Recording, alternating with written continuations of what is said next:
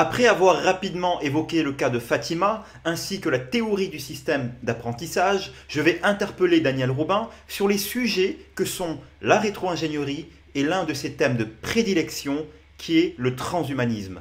La première question que je lui pose est de savoir si l'humanité doit franchir un certain niveau de conscience ou cap spirituel, notamment sur les questions environnementales, pour envisager un contact officiel avec le facteur exogène. Et voici ce qu'il nous répond. Oui, alors c'est une question qui n'est pas facile, c'est pas facile de répondre à ce genre de questions. Après, ce que je vais dire maintenant n'engage que moi. Il y a des ufologues qui vont penser radicalement, différemment de moi. Ce que je dis, ça n'engage que moi. Donc moi je pense, alors tout à l'heure en parlant de Fatima, on a parlé du système d'apprentissage et on a parlé du fait que si on apprenait quelque chose, c'est qu'à la fin on devait passer un examen entre guillemets. Et que cet examen, si on l'avait, nous permettrait d'aller dans une classe supérieure, entre guillemets. Et peut-être que nous ouvrir des horizons nouveaux qui sont pour l'instant totalement insoupçonnés. Et moi, l'idée que j'ai, c'est que tant qu'on n'aura pas atteint un certain niveau de conscience, je ne parle même pas de spiritualité, mais quoique la conscience et la spiritualité, c'est lié, tant qu'on n'aura pas atteint un certain niveau de conscience, on ne pourra pas franchir ce seuil. Ça veut dire que il va falloir encore évoluer. Alors si on regarde l'histoire de l'humanité, moi je pense qu'il y a une évolution continue, malgré les guerres, les massacres, etc., malgré les discordances qu'il y a, enfin les désaccords qu'il y a entre les êtres humains, il y a quand même un progrès. Bon, l'humanité, au départ, c'était des tribus. Ensuite, il y a eu des clans. Au Moyen-Âge, on avait des seigneurs qui avaient des vassaux, des esclaves. Après, on est passé à des pays. Maintenant, on parle d'empire, de continent. Et de plus en plus, on parle d'une prise de conscience globale au niveau planétaire. C'était pas prévu d'en parler, mais je te laisse rapidement parler de ton livre, mais c'était vraiment pas prévu. Mais vu qu'on y est, vu qu'on est dans le thème... Alors oui, j'ai aussi écrit un livre qui s'appelle Civilisation planétaire, le projet humain global. Donc ça va... Tu peux le montrer, hein, la caméra. Voilà. Excellent livre, hein, que je vous recommande. Donc Civilisation planétaire, édité aux éditions Québec Livre. Québec Livre, oui. Voilà. Et donc voilà, on est en plein dans le thème. Voilà. Donc de plus en plus, on va, et bon, ça c'est pas quelque chose que j'ai découvert moi-même, c'est une pensée qui est partagée par beaucoup de sociologues, de scientifiques, de philosophes. On va vers quelque chose qui est de plus en plus global. On s'aperçoit que maintenant, si on veut résoudre les problèmes, on ne peut pas les résoudre chacun dans son coin, il faut les résoudre au niveau global, que ce soit le problème du réchauffement climatique, le problème des ressources naturelles, le problème de l'éducation, le problème de l'information, tout se passe maintenant au niveau planétaire. C'est, à mon avis, la prochaine étape que l'humanité va franchir, c'est la prise de conscience qu'on n'est pas uniquement des Français, on n'est pas des Européens, on est des habitants de la planète Terre. Et alors ce qui est intéressant, c'est quand, bon, moi je m'intéresse beaucoup à l'astronomie, à la conquête spatiale, tous les astronautes qui sont allés dans l'espace, qui ont vu la Terre, soit de la Lune, soit de la Station spatiale internationale, ont pris conscience que l'humanité était, comment dirais-je, solidaire de cette planète qui est fragile, qui est petite dans l'immensité du cosmos, cette petite planète bleue qui est perdue dans l'espace. Et nous, on vit sur cette planète. La planète Terre, c'est un vaisseau spatial. Un vaisseau spatial. Qui se déplace à 30 km/s, je crois, dans la galaxie. Et nous, tous les humains de cette planète, c'est l'équipage du vaisseau spatial Terre. Voilà, alors c'est un peu le thème que j'ai abordé dans Civilisation planétaire, le projet humain global. Ça sera le prochain saut. Alors, généralement, on a l'habitude de classer les civilisations entre civilisations de type 1, civilisation planétaire, type 2, civilisation stellaire, et type 3, civilisation galactique.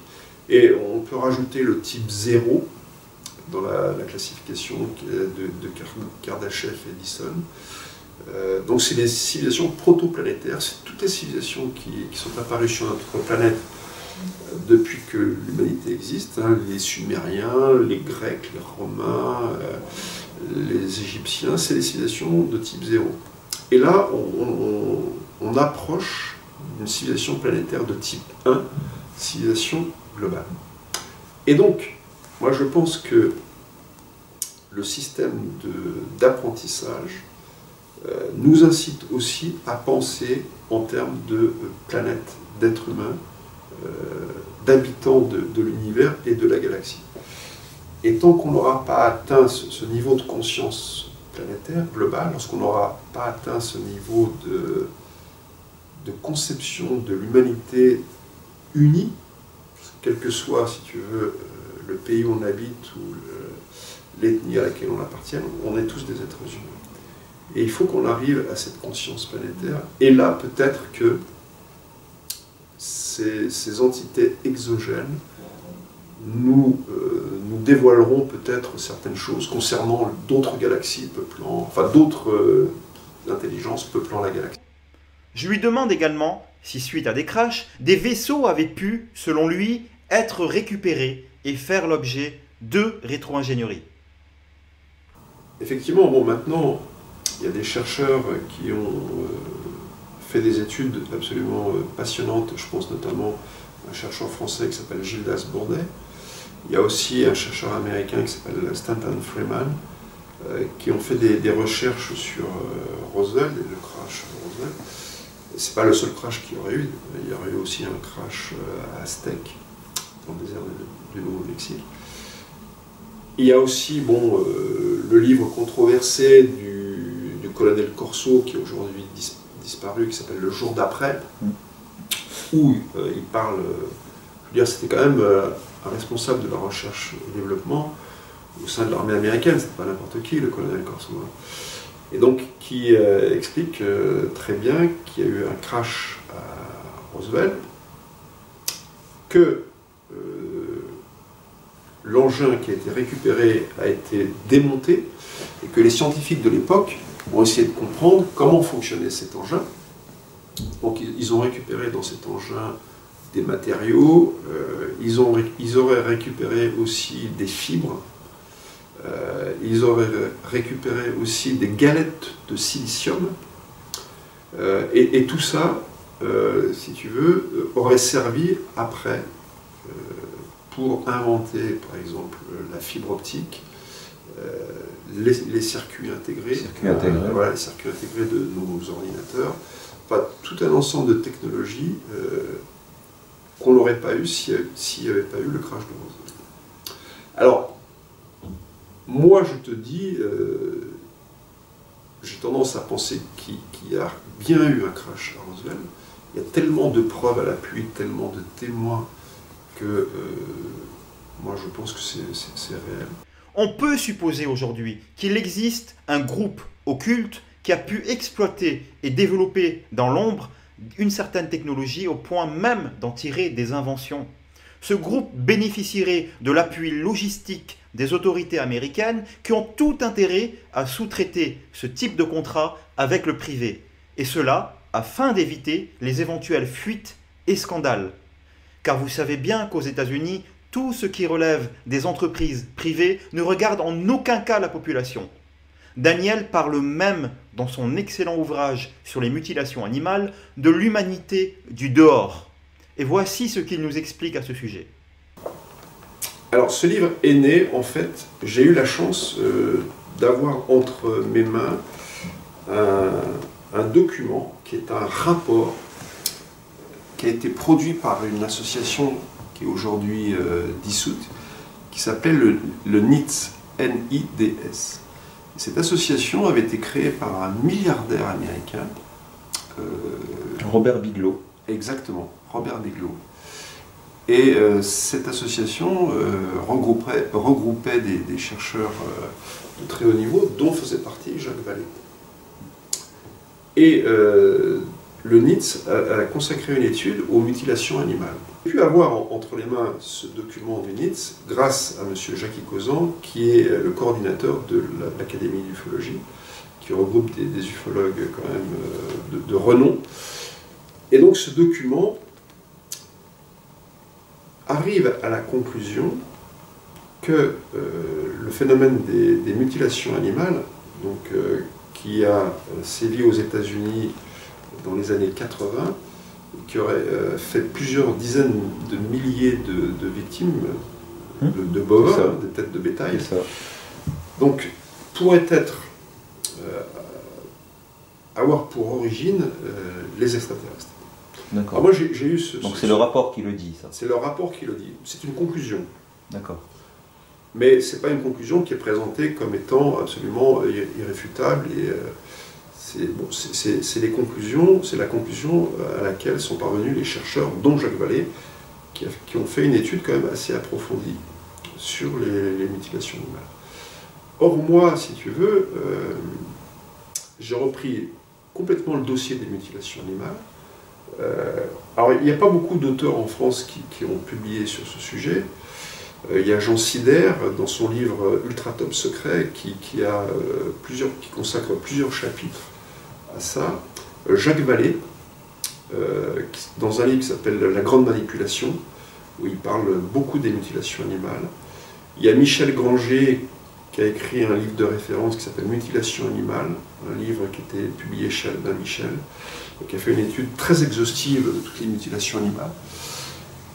Donc moi, je suis arrivé à la conclusion que, contrairement à ce que pensait Jacques Vallée, je pense que les mutilations animales n'ont pas pour origine les ovnis. Et je tiens à préciser que tu es un défenseur de l'hypothèse extraterrestre. Oui. Et que là, tu prends justement le contre-pied de ce que dit Jacques Vallée. Donc c'est là où c'est intéressant. Oui. Voilà. Donc là, toi, tu affirmes que ce ne sont pas les extraterrestres. Alors, je n'affirme pas. C'est en étudiant ce dossier, en approfondissant, parce que ce qui est quand même assez étrange, c'est que ça s'est passé toujours à peu près dans les mêmes États. Le Colorado, le Nouveau-Mexique, l'Arizona, où il y a des bases militaires. Et où des bombes ont explosé aussi. Où il y a des bombes atomiques, voilà, où il y a des essais de... Il y a eu le projet Gaz-Busgy et d'autres projets d'explosion souterraine. Tout à fait. Donc, effectivement. Et même des expérimentations biologiques. On aurait, par exemple, volontairement infecté des animaux avec des virus, des bactéries extrêmement dangereuses, pour savoir quelles étaient les réactions de ces animaux aux maladies qu'on leur avait injectées. Donc il y a eu des expérimentations de l'armée qui ont été faites, toujours sur les mêmes territoires, donc, à proximité de bases américaines connues. Il faut bien préciser que tout ça, et on peut retrouver tout ceci dans les rapports. Hein. Ça ne sort pas du chapeau, ce n'est pas des affirmations, ce sont des choses qu'on retrouve dans les rapports que voilà, vous retrouverez dans l'ouvrage de Daniel, et qui est parfaitement expliqué. Voilà. Je publie à la fin, en annexe, le rapport complet du NIDS, qui est absolument passionnant. Pour moi, ça a été un peu un déclic. Hein. Et je me suis aperçu que souvent les mutilations animales, c'était considéré un peu comme du folklore, qu'il n'y avait rien de sérieux derrière tout ça. Non, c'était vraiment des faits qui sont bien déroulés, bien documentés.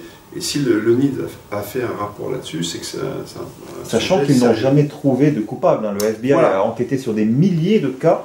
Il n'y a pas eu un coupable identifié. On a accusé les sectes sataniques, les extraterrestres, et l'hypothèse arrangeait même bien le gouvernement américain à l'époque. Ou les charognards. Voilà. Alors justement, les charognards, non, parce que les charognards ne s'attaquaient pas aux carcasses de bovins qui avaient été justement mutilés. Et les charognards n'opèrent pas de manière chirurgicale des animaux. Exactement, ouais.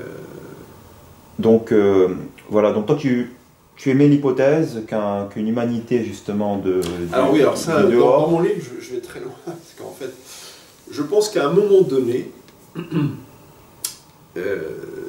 il s'est passé une rupture dans l'humanité, justement après la Seconde Guerre mondiale, dans les années 40-47,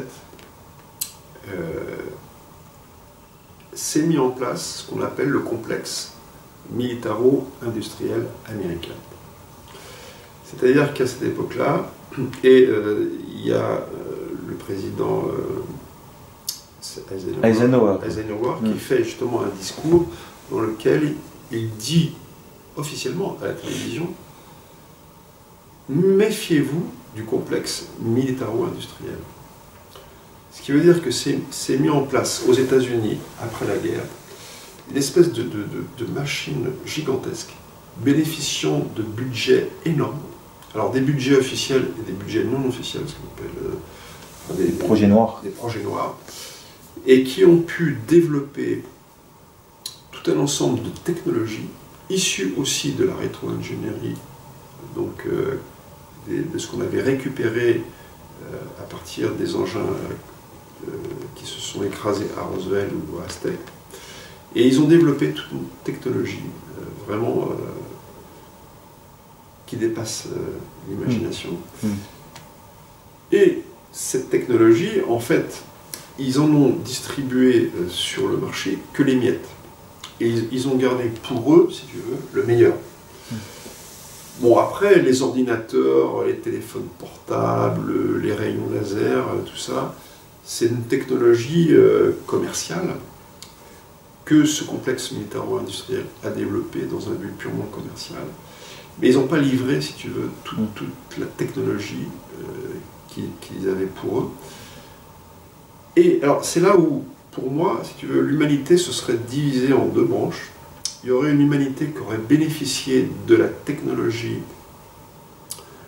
issue de la rétro-ingénierie et puis des budgets colossaux. Tu parles même des fameux hélicoptères noirs. Oui, par exemple. Et puis une technologie qu'on aurait donnée, si tu veux, à tout le monde, au reste de l'humanité, mais qui ne représenterait qu'une petite partie de ce que ce complexe militaro-industriel serait capable de faire. Et tu me citais tout à l'heure, lors d'une discussion qu'on avait tous les deux, le film. Voilà, alors il y a un film qui illustre parfaitement cette idée, c'est un film qui s'appelle Elysium. Elysium, en fait, c'est le nom qu'on donnait dans certains milieux aux États-Unis. Elysium, ça fait penser aux Champs-Élysées, là où vivent les dieux. Et dans le film Elysium, on voit que l'humanité est divisée en deux groupes. Il y a un groupe qui bénéficie d'une technologie vraiment très très avancée, qui vit dans une station spatiale qui orbite autour de la Terre. Et curieusement, cette station spatiale, quand on la regarde, elle a 5 branches, comme si ça formait une étoile. C'est assez curieux. Je pense que ça renvoie à un symbole, le symbole de l'étoile, qui est un peu le symbole aussi de l'Empire qu'on voit sur le drapeau américain. Et donc ces gens-là bénéficient d'une technologie absolument incroyable, puisque bon, il y a des machines, par exemple, je ne sais plus comment ils appellent ça, c'est cette espèce de boîte en verre, et on s'allonge, et elle fait un diagnostic de ce que vous avez comme maladie, et elle vous soigne immédiatement. Si vous avez un cancer, elle vous soigne. Si vous avez une fracture, elle vous soigne immédiatement. Si vous avez perdu un membre, elle reconstitue votre membre. Enfin, une technologie. Donc ça rejoint le transhumanisme, en fait, qui est en train de se mettre en place. Ça rejoint un petit peu les projets transhumanistes. Donc cette humanité qui vit sur cette station spatiale aseptisée, bénéficiant de technologies absolument incroyables, sont un peu les nouvelles divinités. Par contre, ils sont à distance de l'humanité qui, elle, est restée sur la Terre. Et sur la Terre, qu'est-ce qu'on a? On a des pays qui vivent un peu dans le chaos, dans la famine. Alors les gens travaillent dans des usines, où ils sont exploités. Enfin, le héros du film, c'est Matt Damon. Donc, il travaille dans une usine qui fabrique des robots. Ces robots, c'est des policiers. Donc, toute la police a été remplacée par des robots. Et la Terre et les habitants de la Terre, eux, par contre, sont soumis encore à la maladie, à la vieillesse, à la mort. Donc, Elysium résume un petit peu, si tu veux, l'idée selon laquelle, à un moment donné, l'espèce humaine se serait divisée en deux groupes. Un groupe minoritaire, très riche, bénéficiant de technologies de pointe, et puis le reste de l'humanité qui continuerait à vivre dans la pauvreté. Et ce sont nos enjeux actuels, hein. C'est vraiment un véritable enjeu.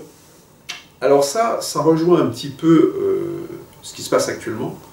C'est-à-dire que si on regarde les projets un peu fous proposés par ce qu'on appelle les GAFA, Google, Amazon, Facebook, Apple et dans une moindre mesure Microsoft. Donc ces GAFA qui sont tous situés dans ce qu'on appelle la Silicon Valley, et qui sont des entreprises qui sont basées sur le développement de l'informatique, de l'information. Donc ont des projets absolument incroyables. C'est des projets sur le long terme. Google voit les choses sur 1000 ans. Nous, nos hommes politiques, y réfléchissent à quelques mois, dans le meilleur des cas. Alors que Google a une vision de l'humanité sur le long terme. Et ils ne se cachent pas de dire que leur objectif, enfin l'un des objectifs, c'est de vaincre la maladie d'ici un siècle et de rendre l'homme quasiment immortel. L'homme augmenté au lieu de l'homme relié. L'homme transformé, l'homme comment dirais-je, connecté à la machine, parce que dans leur optique, l'homme peut être amélioré. Alors il peut être amélioré à plusieurs niveaux, au niveau génétique, mais surtout il peut être amélioré grâce aux machines. C'est-à-dire que par exemple, à la place des yeux, on pourrait mettre des caméras, on pourrait lui rajouter des mémoires supplémentaires, on pourrait amplifier son système de perception, on pourrait amplifier sa mémoire, sa capacité d'analyse, on pourrait brancher son cerveau sur le web et pourrait accéder aux connaissances qu'on a. Donc là, plus de spiritualité, plus rien. Non, parce que en fait, toute la philosophie de base du transhumanisme, parce que en fait, ces GAFA s'inscrivent dans un mouvement qu'on appelle le transhumanisme et le post-humanisme. C'est-à-dire qu'ils considèrent que l'humanité actuelle n'est que le pont entre ce qu'on a été avant et ce qu'on sera dans le futur, c'est-à-dire la post-humanité, une humanité transformée, transmutée presque, grâce à la technologie. C'est ça leur objectif. Mais ce sont des matérialistes. C'est-à-dire pour eux, la conscience, c'est pas quelque chose qui est relié à la transcendance. La conscience, c'est le produit de l'activité du cerveau. Et la conscience, c'est de l'information, mais comme l'information qui circule dans les ordinateurs. C'est des gens qui ne parlent qu'en termes d'information. Mais une information, le 0 et le 1 en bits. Donc, alors c'est vrai que le génome, c'est de l'information. Le cerveau, c'est de l'information. L'informatique, c'est de l'information. Pour eux, tout est de l'information. Et leur rêve, en fait, ça serait carrément de dématérialiser l'homme. Et c'est ce qu'on voit dans un film qui est un peu un film culte pour les transhumanistes, qui s'appelle Transcendance. Alors ce film est extrêmement intéressant, parce qu'il y a tous les thèmes transhumanistes. C'est un beau film. Christopher Nolan, c'est ça. Voilà, avec Johnny Depp dans le rôle du héros. C'est un très beau film, j'aime beaucoup ce film, parce que en même temps c'est un film très visionnaire, très poétique, mais qui quelque part fait un peu froid dans le dos. Et il résume très bien le rêve ultime des transhumanistes, c'est-à-dire de dématérialiser la conscience humaine, de la numériser. Alors dans le film, c'est pas expliqué en détail, mais on suppose que la conscience, toutes les informations qu'on a emmagasinées dans notre cerveau, notre conscience, seraient numérisées et transférées dans le web. Et là, au miracle, à partir du moment où on transfère la conscience dans le web, le héros du film, Johnny Depp, devient quasiment un dieu. Il a accès à toutes les connaissances, il peut développer toutes sortes de systèmes, et l'évolution scientifique se fait beaucoup plus rapidement. Tu vois. Alors ça, c'est plutôt une vision optimiste du transhumanisme. En fait, moi je pense qu'on arrive à un moment donné où, là aussi, il va y avoir, on arrive à un carrefour, en quelque sorte. D'un côté, il va y avoir le développement de la machine, et de l'autre côté, le vivant, c'est-à-dire ce qu'on est actuellement, des êtres vivants. En fait, ça sera un face-à-face entre la machine et l'être vivant. Et là, on arrive à la problématique de l'intelligence artificielle. C'est-à-dire que, en fait, ce qui peut arriver, c'est que cet homme ne sera plus un homme, mais sera une machine. C'est-à-dire que la machine prendra l'ascendant sur l'humanité. Et là, pour l'instant, on n'a que des intelligences artificielles faibles, c'est-à-dire des robots qui sont capables de faire des tâches complexes, et qui ne sont pas encore conscientes, qui ne sont pas encore capables de prendre des décisions. Mais on va arriver à un moment donné, alors ça c'est aussi ce qui fait l'objet de beaucoup de débats, ce qu'on appelle la singularité technologique. Et ça, bon, par exemple, il existe aux États-Unis ce qu'on appelle l'université de la singularité. C'est-à-dire que, par exemple, des gens comme Ray Kurzweil, qui est responsable de la recherche et développement chez Google, pense qu'à un moment donné, d'ici une vingtaine d'années ou une trentaine d'années, il va se développer, il va arriver ce qu'on appelle la singularité technologique. C'est-à-dire qu'à un moment donné, l'intelligence artificielle va passer de l'intelligence artificielle faible à l'intelligence artificielle forte. Ça veut dire que cette intelligence, ça sera plus simplement un robot, ça sera une entité consciente qui sera capable de prendre des décisions pour son propre compte. Et c'est là où ça devient dangereux, et que des gens comme Bill Gates, Elon Musk, et puis le physicien, comment il s'appelle, britannique, Stephen Hawking. Stephen Hawking, nous mettent en garde contre l'avènement de l'intelligence artificielle forte. Parce que on peut imaginer que cette intelligence artificielle puisse suivre son propre programme, sans demander l'avis des êtres humains. Et qu'elle décide à un moment donné de dire, est-ce que moi j'ai besoin des êtres humains? Et qu'elle dise non, oui, enfin, j'ai pas besoin des êtres humains. Et qu'elle décide de nous éliminer. Pour information, il y a une série qui s'appelle Westworld, que la plupart d'entre vous doivent connaître, et qui décrit justement ce processus dont Daniel nous parle. Voilà.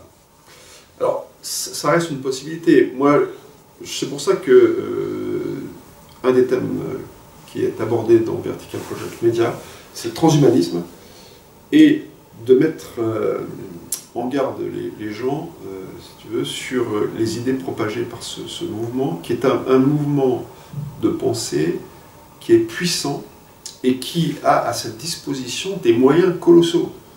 C'est-à-dire, c'est toutes les grandes entreprises actuellement de l'informatique qui sont derrière ce projet transhumaniste. On ne prend pas assez conscience de ça. Hein. Le problème, c'est pas de savoir si c'est la gauche ou la droite qui va passer aux prochaines élections. L'important, c'est de savoir si c'est le projet transhumaniste qui va, si tu veux, diriger le destin de l'humanité, ou si c'est notre projet à nous, c'est-à-dire un projet spiritualiste, c'est-à-dire que c'est la défense de l'être humain, de la spiritualité de l'être humain, qui va contrebalancer ce projet transhumaniste.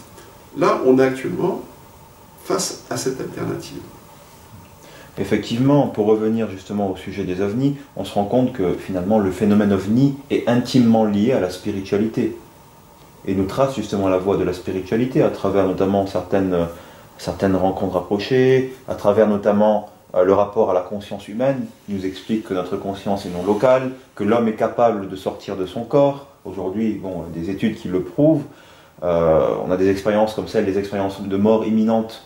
Ben justement, en parlant de ça, est-ce que tu peux rapidement nous présenter le colloque de Lyon? Oui. Qui va... Bien sûr. Donc, ça va se produire le 30 septembre. Tout à fait. Donc le samedi 30 septembre se déroule à Lyon un colloque intitulé Conscience, la nouvelle frontière. Donc c'est un colloque qui est organisé par Vertical Project Media, Lyon Media City, qui filmera l'intégralité des conférences ainsi que des interviews personnalisées. Le colloque dure une journée, de 9 h à 19 h. Il y a 5 conférenciers, des conférenciers, on va dire, de haut niveau. Il y a Fabrice Bonvin qui va nous parler justement du transhumanisme. Ensuite, il y a Jean-Pierre Jourdan, qui est un médecin, responsable de la recherche à Jans France, qui est une association à l'origine américaine, mais qui a une branche française et qui s'occupe d'étudier les expériences de mort imminente. En début d'après-midi, on reçoit Marie de Solem, qui est une personnalité absolument remarquable, qui a fait une seule vidéo, qui a bénéficié de plus de 365 000 vues, qui exceptionnellement, parce qu'en général elle refuse, vient à Lyon parler de son expérience en public. Donc pour nous c'est un grand honneur de la recevoir. Ensuite on a l'après-midi Romuald de Le Terrier, qui est un ethnobotaniste qui va nous parler de ses expériences chamaniques.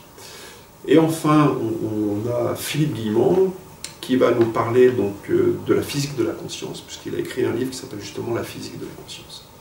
Et on a aussi Jocelyn Morrison, qui est un journaliste scientifique, qui animera le colloque. Voilà. Donc, un événement exceptionnel. Je vous remercie d'avoir suivi ce live en 2 parties et sur des sujets vraiment d'actualité. Je vous dis à bientôt et merci encore.